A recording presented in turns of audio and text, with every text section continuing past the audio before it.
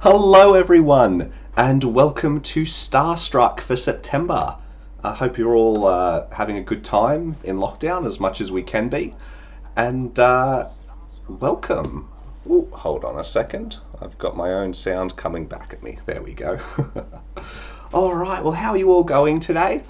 I can see we've got a very excited 10-year-old waiting for Starstruck to begin. Don't you worry, we're going to be getting into it right now. So hello everyone, my name is Mitchell here from Wollongong City Libraries, and what we're looking at right now, this is our sky.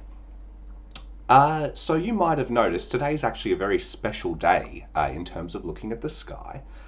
You might notice that our sky is a little bit brighter than we're used to it being. So hold on, let's have a quick look. Let's change the month. Let's go back to August for a second. Ooh, that's much darker. And before that, when we were in July, it's darker and different again. But we come through to September, and something very special actually happened. Something special actually happened at 5 o'clock this morning, and that's that our sun, the way that we go around the sun, we look at the sun, and Earth's at a little bit of an angle. We actually changed where we are in relation to the sun. So the sun went from being on the northern side of our planet, shining on the northern hemisphere, and now it's in the southern side. And we call that the equinox, when it's almost like the sun passes over the equator. And that means that tonight, is the very first day that we've actually got more sunlight, more daytime, than nighttime this year. Well, you know, since it happened, since it went the other way 6 months ago. So it's very, very exciting, and it means that we're about to go into our summer months. As we get more and more sunlight, it'll get warmer and hotter. Lovely weather to be going outside and looking at the stars. You might have also noticed, though, some of these stars have been out for a while this evening. So I looked at about 5:45. I saw the very first brightest object in our sky was very visible, and that is Venus. So let's have a look over here. You should be able to see my mouse moving over here. Tell me if you're not seeing what I'm saying. But this very, very bright looking thing right here, I'll just put a little marker on it so we can see it. That is the planet Venus. And it's the first thing that has popped out to be visible in our sky tonight. Over in our west, where the mountains are, here in Wollongong. So over in the mountains, just above where the sun's gone down, and pretty much as soon as the sun goes down, this very bright object, Venus, appears. Let's have a bit of a closer look at that. Oh, there we go. So as you can see, Venus is a planet. It's about the same size and mass as Earth, but the difference is, well, there's a lot of differences between Earth and Venus. You can sort of see there, Venus, just like Earth, has a nighttime and a daytime.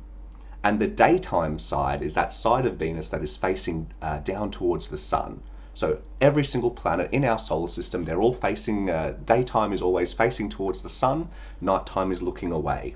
So if I was standing sort of up here on Venus, looking up out towards the sky, I would see a nighttime sky, just like we usually see.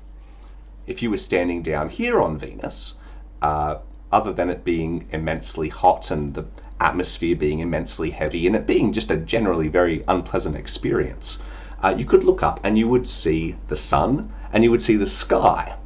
You wouldn't see a blue sky like we see, you would actually see an orange sky because that atmosphere is so thick and it actually filters out a lot of the light. So you'd be left with this sort of dusky orange sky all the time on Venus. So Venus is very similar to Earth, but of course it is closer to the sun. And being closer to the sun, that means that it's actually outside of something that I believe our very excited 10-year-old could tell me about, called the Goldilocks zone. So the Goldilocks zone is where planets are habitable in our solar system, and every other solar system as well. So just like in Goldilocks and the Three Bears go out, they're going out for their family picnic. Goldilocks comes in, She tries one porridge, oh, it's too hot. She tries another porridge, oh, it's too cold. She tries a third, and it's just right. And planets are a little bit like that as well. If they're too close to their star, to their sun, then it's going to be too hot. They're getting too much light, too much heat, too much radiation. That's what's going on with Mercury, that's what's going on with Venus, and it makes it a very unpleasant place to be. That's too hot. On the other end of the spectrum, you've got planets, like Jupiter, Saturn, Uranus, Neptune, that are too cold. They're too far away from the sun and they barely get any light at all. On those planets, you would actually see a blue sky like we do on Earth, but because you're so much further away from the sun, you're getting so little light in comparison, you would actually be seeing a very, very dim blue sky. You wouldn't be seeing a bright blue sky like we get. Meanwhile, not too hot, not too cold, in the middle, we've got our planet Earth. So Earth is very comfortable. It's the only planet that we know of in the universe that actually sustains life and that can keep life on it. And we are in that Goldilocks zone. So one of the really important things with Goldilocks zones is that water can be liquid. Because if it's too cold, obviously water becomes ice. If it's too hot, water becomes steam. And all life as we know it needs liquid water. So sort of between that 0 degrees Celsius and that 100 degrees Celsius, which sounds like a very big range, but on a sort of, cosmic, astronomical scale of these things, that's a very, very narrow margin to get liquid water, to get those to get that kind of criteria that we need for life. It's very, very limiting. So we have that on Earth, and we also occasionally kind of get it on Mars as well. So Mars, no planet's orbit, so the planet going around the sun, it's never quite in a perfect circle. It's always more sort of like an oval, a little bit of a wobble, and Mars actually comes in and out of our habitable zone, of our Goldilocks zone. Unfortunately, Mars doesn't have liquid water on it right now because it also doesn't really have an atmosphere. So having an atmosphere is also really, really important. Let's actually go take a quick look at Mars rather than just hanging out here at Venus. Mars won't actually be up in the sky tonight, but what we can do, I'm just going to actually, first of all, let's go a little bit deeper into the night. So we get things to be a little bit darker, and let's just watch the sunset quickly. There we go. So you can see we're moving on. We're at about 8:45 now. 9:45, 8:45. Now we're at about 7 o'clock, so this is what we can sort of expect to see once we get to the end of this presentation. We'll go a little bit later, a little bit faster. Let's go through, here we go, at about 8 o'clock now. So that's definitely a bit later. And I'm just going to turn off our planet Earth. Whoa. And we can find Mars. That looks like the moon. Oh no, I've lost a planet. That's embarrassing. Where have we put Mars? There it is, just by the sun. That's why it's so hard to see. Alright, so here's Mars, and perfect! You can see that beautiful polar ice cap there. That's what we really want to see right now. So we're talking about water on Mars, we're talking about potential life on other planets. And like I said, Mars sort of dips in and out of that habitable zone. So sometimes it's too far away. Sometimes it's going to be just simply too cold for liquid water to exist. Other times it comes back into that habitable zone, but without an atmosphere, you can't actually have liquid water. So you could actually do this experiment on a tiny scale if you were exceptionally strong. If you had like a little clear syringe, don't have a needle on it of course, you sort of plugged one end, had a little bit of water in it, and then tried to pull it, you would find water can't expand. And the syringe isn't just going to have a vacuum, it's not just going to have nothing there, it's actually going to boil that water and turn that water into steam, into a water vapor to fill up that space. As you pull that syringe apart, that water is going to boil. And so that ice on Mars is actually, well, it can't boil because it's not water. It's going to undergo a process that we call sublimation. So sublimation is when something goes straight from being an ice to being a gas. Sorry, straight from being a solid to a gas. So in water's case, it's when it goes straight from being ice to being steam with no step in the middle. It doesn't actually become liquid water. So even though it's in that beautiful Goldilocks zone, we're not actually going to get the right conditions for life on Mars without an atmosphere. We need to have that atmosphere to sort of hold it all together, hold everything together. And we just don't quite have that on Mars. But that's not to say that we can't find it in other places in space. I mean, we've got, here we go, let's turn our ground back on so we don't get too confused about where we're looking. We've got our beautiful Milky Way here. So this is our galaxy that we live in, the Milky Way, spreading across the sky there. And it's currently estimated that inside our Milky Way, we've got about 40 billion planets that are inside the Goldilocks zone. So that's a lot of potential planets where life could be. It's a lot of potential planets that could have liquid water. And it's sort of hard for us to tell from back here, but we're slowly getting more and more information about these places. So it's possible that some of those planets would be able to hold life, but we haven't seen any evidence of that yet. So that's a quick rundown of the Goldilocks zone and of habitable zones and on living on other planets. And why sort of Venus, Earth, Mars, all very similar planets in a lot of ways, all very close to each other, are such vastly different places to live. So Earth, we are so lucky to have this planet right here, smack bang, in our habitable zone, where we can live quite comfortably here. So there we go. Venus will be out tonight. Let's duck just back in time slightly. Back to now, there we go. So we can actually see Mercury is up as well right now. Of course, Mercury is even closer than Venus, but like Mars, doesn't have an atmosphere, so it can't actually retain that heat. I'll turn these labels off because we don't really see labels in real life. So we look over where the sun has gone down, we look just up from there, and we'll see that planet Venus. Beautiful and bright in the sky. If we keep going up, sort of up and over in a straight line, we'll see some other really bright planets. Planets we've seen before, we've spoken about before here on Starstruck. We've got Saturn and Jupiter. So Jupiter is going to be exceptionally bright. Let's zoom in on that as well. Hey, there we go. Great shot of Jupiter. You can see all those different bands from the different gases as it spins, all separating out. We're getting heavier and lighter gases sort of around the equator and heading out to the poles there. And of course, there we go, some of its moons there as well, beautiful. In that nice straight line, you'll see all the moons of Jupiter all go in a straight line. And here's Saturn as well, which of course has its beautiful rings. And all those moons and moonlets of Saturn are going to be going around it as well. So Saturn has 82 moons, hundreds of moonlets.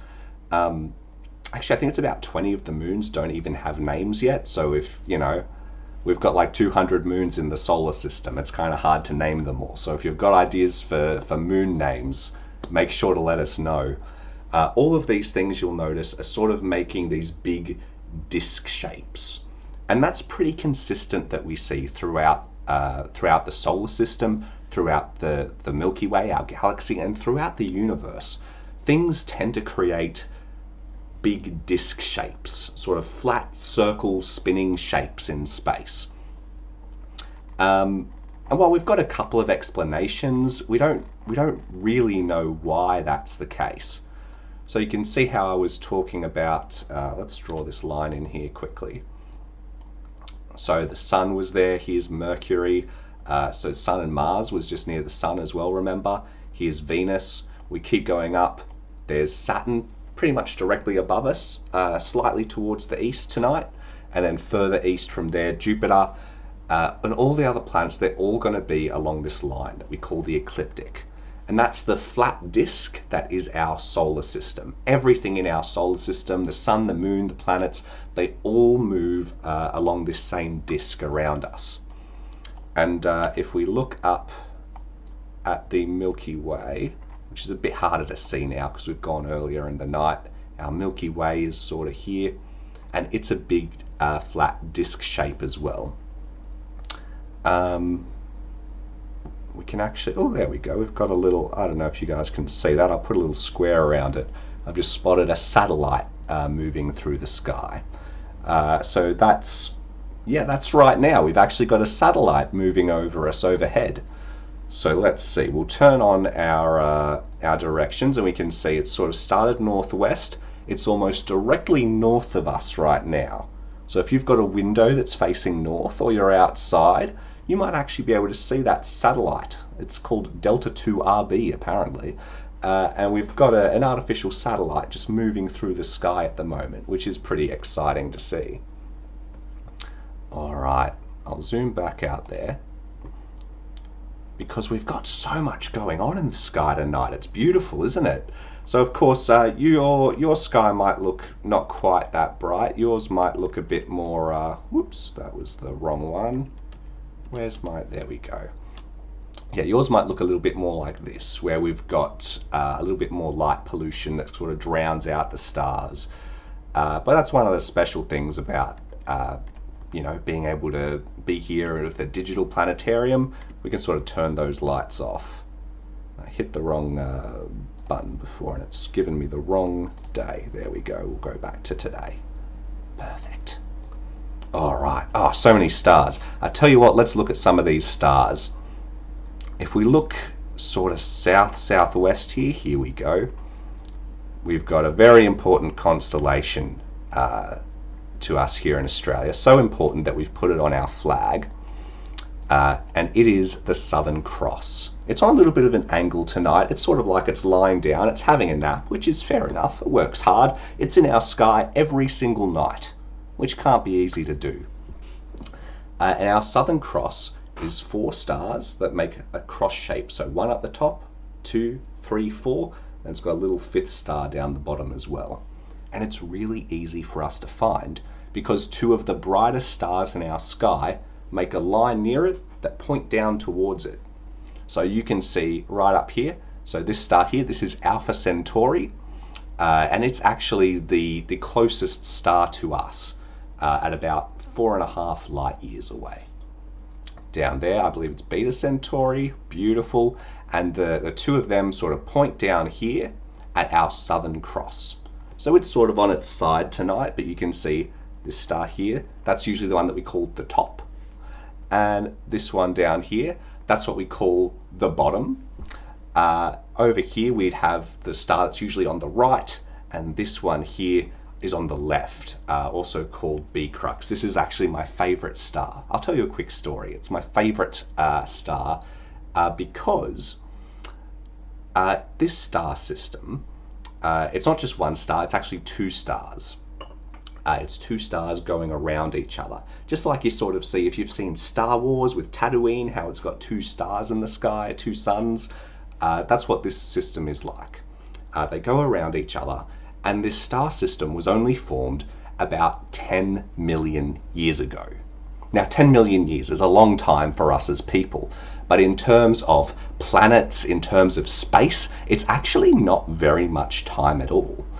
So 10 million years ago, what was going on? Well, there were animals on Earth for starters, but it was long after the dinosaurs. So the dinosaurs died out 65 million years ago. 55 million years after that, this star formed. That means that when the dinosaurs were alive, they couldn't see the Southern Cross. The Southern Cross didn't exist. Which I just think is fantastic to think about, that these stars are constantly changing, constantly always things happening in the sky. Stars are forming, stars are exploding, planets are spinning around them. There are always things going on up there. And we can actually use these stars, this Southern Cross, we can actually use it here on Earth to find south ourselves. So let's zoom out a little bit. I'm cheating a little bit. I've already got my my coordinates up. Let's turn them off. And what we're going to do, we're going to draw a line from the top star of our Southern Cross to the bottom star of the Southern Cross. Now remember tonight, these are on kind of an angle. They're sort of lying down. So our top star is over here. Here we go. I'll zoom in a little bit more. So there's our top star. Here's our bottom star. And we're going to draw a line from there out from there. There we go. So a line sort of like that. Next, we're going to go back to our pointer stars. Remember the pointer stars, they were those two really, really bright stars in the sky that were pointing towards our Southern Cross. So they're over here. We're going to go into the middle of those stars and we're going to draw a line out from there. So out from the middle of our pointer stars, and where that line that we've just drawn crosses over with the other line that we drew from our Southern Cross. So what's that, about here? We drop straight down to the horizon from there, and that's south. I was pretty close. So that was really useful. Well, it still is useful when people are out in boats sailing around. If you ever go exploring at night time, you can actually use the stars like a big compass, so you always know where you are and where you're going. I'm going to have a quick drink. I got too excited talking about stars. Fantastic. So there are lots of great things up there in the sky. And I'm actually going to take a moment now to talk about where these stars come from. I said there were always things going on, but it's sort of hard for us to see that because usually it does happen on the kind of time scale, you know, thousands, hundreds, millions of years. So it can be a little bit hard for us to see. But we've got these beautiful things in the sky called nebulae. And a nebula, you might have heard the word nebula, that's what we call one of them. A nebula is sort of like a big cloud of hot dust and rocks and ice, and they actually form stars. So they're usually sort of like big clouds or big disks. So our entire solar system was once a big disk of hot dust, and about 4.5 billion years ago, it became our sun. 99% of that stuff became our sun, and the rest of that 1% became all the planets around the sun. But we've actually got my favorite nebula is actually just over here near the Southern Cross. Here we go, it's this one right here. Oh, I just think that's beautiful. And my favorite thing about it is actually its name. I'll put it over there to the side a little bit so you can see it next to my face. Am I looking the right way? I don't know, my camera might be mirrored. Anyway, this nebula is called, I kid you not, this is called the Running Chicken Nebula. How great is that? A lot of nebula have really silly names because people look at them and they try to figure out what it looks like. So the Running Chicken Nebula is, you've sort of got to tilt your head a little bit. Let's see if we can see this chicken. This star here is sort of like the chicken's eye. Here we go. So we've got a little eye of the chicken there. And this dark bit sort of makes like a little pointy little beak. So there's the beak of our chicken. And then we've got sort of like a crest on the back of the chicken's head up here, and sort of, you know, the rest of it's sort of feathers and texture. And then this little bit out here, they reckon looks a little bit like the claw of the chicken, like the talon as it's running. Isn't that great? You've got to be very imaginative, I tell you what, to look at the stars and look at this nebula and see a running chicken. I think that's just fantastic. So some of the most popular nebula that you've probably heard of, you might have heard of Orion's Nebula, you might have heard of the Horsehead Nebula. They're going to be up a bit later tonight, so I tell you what, let's go a bit later into tonight. We'll come over here in the east. There we go. We've got this constellation Orion showing up. I'm looking at 1 o'clock in the morning now, so we won't really see Orion tonight. But once we get further into summer, we'll have a closer look at him because he'll be up in the sky every night during summer. But if we come in here, here we go, this really bright one here, This is Orion's Nebula. Look at that. So a nebula is sort of all of the, yeah, Clancy can see it. It looks like a chook, definitely. So yeah, the sort of the pictures of space that you see when people share photos of space, or it's in movies, that you usually see these beautiful colors and clouds and stuff. That's what a nebula is. So you can see we've got all these incredible colors here with the Orion Nebula. We've got these bright whites where all these stars are clustered together. We've got these reds and blues. And not all of this is necessarily visible light as well. Oh, what is the nebula under the running chook? That's a great question. We can head back there in just a moment. We can look at a few of these nebula. So all of these colors aren't necessarily what it actually looks like to our eye. Sometimes these images are actually made by combining the visual data, the visual information, with like heat data and heat information as well. So they can be sort of colorized a little bit differently at times. So we've got Orion Nebula there, and one more that I'll show you here is the Horsehead Nebula, which is very, very popular. There we go. And you can sort of see, I've zoomed in so much you can actually see it all moving throughout the night sky. You can sort of see that's like the eye of the horse there. There's its head, there's its mane coming back, and it's sort of like it's rearing up there. And it's got its legs up here as well, sort of kicking there. So that's the Horsehead Nebula. And we wanted to go see what was the one that was underneath the running chicken. All right, so the running chicken.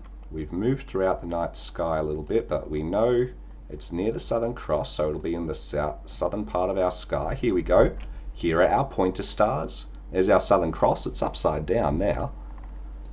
So our running chicken is also going to be, there we go, a little bit upside down. We've got some really beautiful ones over here. Let's go look at this big one. Look at that. I'm not actually sure what that one's called off the top of my head, but I tell you what, I'll turn on this. It's called the Car Nebula. Look at that. Oh, and Clancy shared a picture of the Horsehead Nebula. There are some great ones out there. The Car Nebula. Well, I'm not sure. That might be related to the constellation that it's in, or the star that it's near, because I'm not really seeing a car in this one. It actually looks to me, it looks a little bit more like a butterfly. You know, it looks like it's got like these sort of big, beautiful wings flapping there to me. I don't know what you guys see. Feel free to let me know what you're seeing, what you think it looks like. We've got the Car Nebula there, the Keyhole Nebula there, all sorts of things. We've actually got as well, let's see, where are we? Oh, here's one actually called the Southern Butterfly. Let's have a quick look at that. We'll see what that looks like. Why not? Yeah, it looks like a bunch of stars clustered together, to be honest. That doesn't look like much to me. A little bit disappointed. All right. We actually have, let's have a quick look. I'll show you one more. It used to be called, here we go. It used to be called the Andromeda Nebula, but we learned something about it. And that's that this isn't a nebula, but it's actually the next closest galaxy to us. Oh, here we go. We've got some great interpretations of that other nebula. SpongeBob screaming, a little Bunyip in the Car Nebula. Oh, yeah. I can see that. So what we've got here, this is the Andromeda Galaxy. This is the closest galaxy to us, other than the Milky Way that we live in. And you can see, just like I was talking about, everything makes a disk in space. That's what's happening here in this Andromeda Galaxy as well. It's got this massive disk, which is sort of what we imagine our Milky Way galaxy looks like from the outside as well. SpongeBob screaming would be a good name for one of our unnamed moons. I think it would. I definitely think that it would. So you can see Andromeda there. It's about, what is it, about 4.5, it's 2.5 million light years away. So a light year, it sounds like you're measuring time, but you're actually measuring distance. A light year is how far light travels in a year, because light always goes the same speed, and it's, as far as we know, the fastest speed you possibly can go. So it's a useful way to measure distance in space. So if you were traveling as fast as the speed of light, you would have to go for 2.5 million years before you got to the Andromeda Galaxy. So it's a really, really long way away. Beautiful to look at though. So all these nebula, all these galaxies, you can see now that I've turned on the labels for them. They're all through the sky. Oh, the Rosetta Nebula, that's a pretty popular one because it looks like a rose. There we go. Yeah, I can see that. I can see a rose.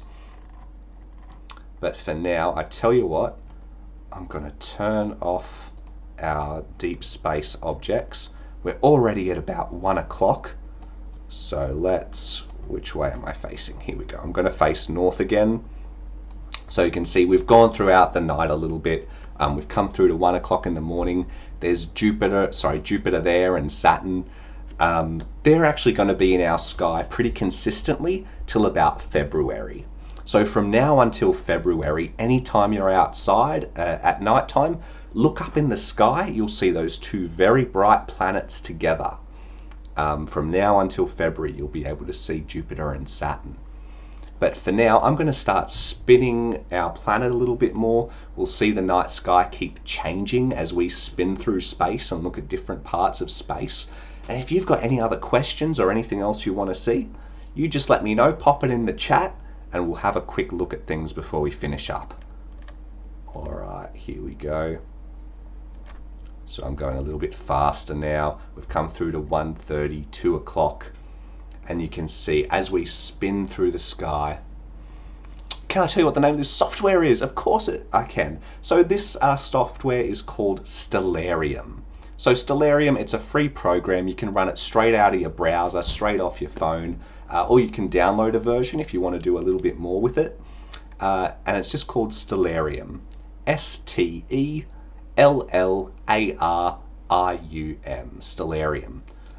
So you can Google that, or I think it's stellarium.org is their website, and you can explore space yourself. You can look at all these planets. It's completely free, completely accessible for all you guys as well. So here we go. We've come through to tomorrow. We've come through to tomorrow morning. I've gone a little bit over, but I think we've had a great time, so no one's complaining. All right. And don't forget as well tonight, guys, if you've got a young library member with you between the ages of 5 and 12, our next Steampunks kit is actually going up tonight as well at 9 o'clock, I believe. So if you want a free STEAM kit, that's science, technology, engineering, arts and maths, you want a free STEAM kit, 9 o'clock tonight, the post will go up. Just fill out the form that's in that link, and we'll send you out your STEAM kit. Thanks so much for tuning in, guys. Thank you so much for your contributions with naming the nebulas and ideas for naming the moons. And hopefully it won't be too much longer until we can see you again in at the library. So I'm gonna head off, and you all enjoy your evening, and I'll see you next month as well. The fourth Thursday of every month is when we do Starstruck. So hopefully I'll see you again then. Bye.